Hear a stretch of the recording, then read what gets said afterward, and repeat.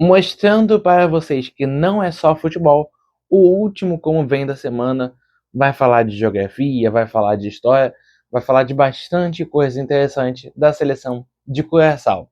Então vamos começar? Porque Curaçao é nada mais nada menos do que o menor país em extensão territorial a conseguir se classificar para uma Copa do Mundo. Ou seja, temos de fato o menor país dessa Copa. Mas eu quero dar outra curiosidade, é também a seleção mais nova. Por quê? Num país onde o futebol não é tão cultuado assim e bastante jogadores nascidos em Curaçao acabam atuando pela seleção da Holanda, ou claro, os que conseguem uma oportunidade, já que o Curaçao não é um país independente, a seleção foi criada apenas em 2003. Uma seleção de 23 anos. Isso da criação. A filiação de Curaçao à FIFA é de 2011, ou seja, feita apenas há 15 anos. E só aconteceu pela extinção das Antilhas Holandesas, que era um conjunto ali de países que tinham Curaçao, Aruba, enfim, as colônias, vou dizer assim, dos Países Baixos na América Central e do Caribe. Gente, é um país minúsculo, de população muito pequena, sem esse vínculo tão longínquo com o futebol, e esse país conseguiu uma vaga na Copa do Mundo. Eu tenho minhas críticas ao modelo de 48 seleções, mas é bom demais poder ver e contar essa história. História essa que no futebol, apesar da criação em 2003, apesar da filiação em 2011, começou verdadeiramente a ser melhor contada a partir de 2015, quando a seleção venceu Cuba no início das eliminatórias para a Copa de 2018. O país de apelido Onda Azul passou a ver o esporte com melhores olhos. E em 2017, o que até então, antes de se classificar para a Copa do Mundo, era o maior jogo da seleção na história. A vitória por 2-1 contra a Jamaica, na final da Copa do Caribe de 2017. Esse título, essa vitória, garantiu vaga da seleção de Curaçao para a Copa Ouro. O desempenho nessa competição nem foi tão bom assim, mas é a primeira vez que realmente a seleção de Curaçao participava do torneio que reúne os grandes países, ou pelo menos os mais fortes, da CONCACAF.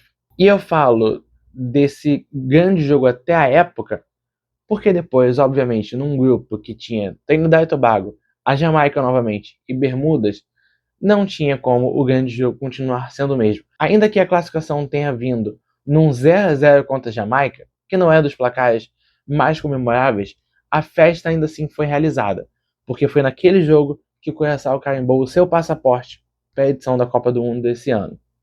Um grupo que não era fácil, de duas seleções que têm mais tradição do que o Curaçao no futebol, e ainda assim esse país conseguiu liderar esse grupo. Mas, infelizmente, nem tudo são flores. Apesar da grande campanha, de goleadas nesse ciclo inclusive, o Curaçao começou 2026 com o pé esquerdo, perdendo de 2-0 para a China e tomando um baile de 5-1 para a Austrália, mostrando que a vida de Curaçao vai ser bem difícil nessa Copa do Mundo, até porque um dos adversários de Curaçao é nada mais, nada menos do que a tetracampeã Alemanha. E isso é só o pote 1 do grupo, porque esse mesmo grupo ainda contém a Costa do Marfim, que foi para a Copa do Mundo nas edições de 2010 e 2014, e também Equador, que fez bons jogos, principalmente o jogo de abertura contra o Catar na Copa de 2022, e está de volta tendo feito uma eliminatória até melhor do que a seleção brasileira, em questão de desempenho. Então vamos escalar a seleção que eu imagino que o Curaçao vai mandar como titular para a Copa do Mundo, numa formação de 4-2-3-1. Vamos embora. No gol, a lateral direita eu já acho que tem uma briga ali entre o Bené e o Sambo, eu prefiro o Sambo. A dupla de zaga é composta por Gary e Bazoer. Na lateral esquerda, Floriano. Mais uma dupla de mesmo nome aqui nesse meio de campo, que a gente vai ter Juninho Bacuna e Leandro Bacuna, o Leandro que é o camisa 10 e faixa dessa seleção. Mais à frente temos dois jogadores mais conhecidos, que é o Comenense, que atua no futebol suíço, inclusive hoje está no Zurich, que vai jogar pelo lado esquerdo. Do lado direito, um realmente conhecido, que veio da base do United, se não me engano, profissional, que é o Chong. Mais centralizado, eu acredito que quem vai ser utilizado ali vai ser o Antonice, mas pode ser o Hansen, pode ser o Ré, a gente vai ver. E no ataque, o Cubas. Tá? Essa seleção eu acredito que vai ser a escalação inicial de Curaçao na Copa. E assim, novamente, jogadores principalmente defensivamente mais fracos, mais frágeis, mas ainda assim é um ataque que pode ser interessante. Tá? É um ataque com alguns jogadores que atuam ou atuaram pelo futebol europeu, o Chong, né, que inclusive jogou por um tempo na Premier League. Essa é a seleção escalada por Fred Rutten, que é um treinador que assumiu a seleção bem recentemente. Porque o treinador anterior, tão experiente, Dick Advocaat, que é um holandês muito conhecido já há muito tempo no mundo do futebol, teve de deixar a seleção por conta de problemas de saúde da sua filha.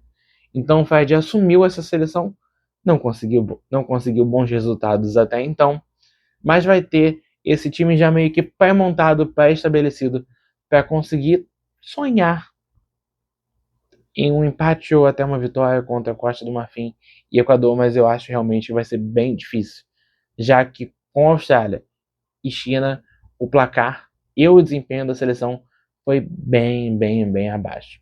Mas bom, gente, já quero saber de vocês o que vocês esperam da seleção de Curaçao na Copa. Terminamos de falar sobre as seleções da CONCACAF, né? Estados Unidos, Canadá, México, Panamá, Haiti e agora Curaçao, que vem a semana que venham os países da Conmebol. Toma spoiler para vocês. Como eu falei, eu vou ficando por aqui. Não esquece de seguir ou se inscrever no canal caso você não esteja inscrito. Fui!